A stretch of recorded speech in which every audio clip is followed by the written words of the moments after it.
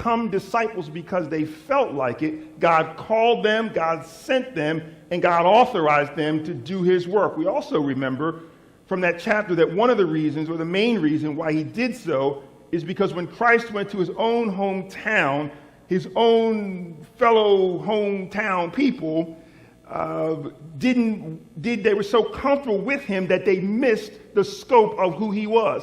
And it strangled, it challenged the ministry of Christ. And the Bible said that Christ was not able to do any effective ministry there in his hometown of Nazareth because the people were so familiar with him. They started saying, well, isn't this Mary's boy? And don't we know his siblings? And so they were so familiar with Christ that they missed him.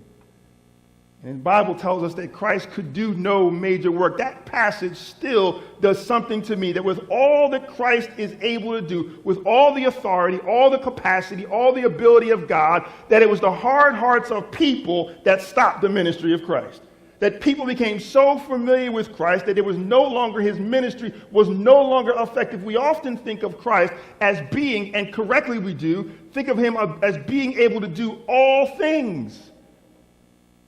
The one challenging thing that he can't do is to make people. He does not make people believe who do not want to believe, who are resistant in their heart, in their ways. And so he says, I have to authorize, I have to call, I have to send some disciples and let them go into work at different jobs in different corporations. I have to let them be wed, be sown into different family trees, and so that they can be my ministers for me where I can't go, because people have become so comfortable. They have told themselves, they have believed in themselves that they know so much about me that they're missing me. So let me send some disciples. Let me call, send, and authorize you so that you can be the visible sermon that they see when you show up on Monday morning with a smile.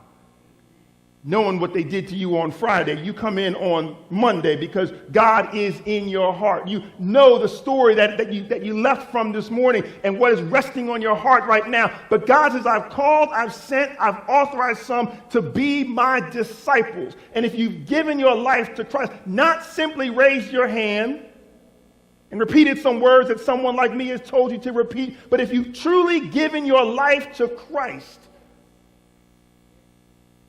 then he says, you ought to know me. You ought to have relationship with me. Christ with us.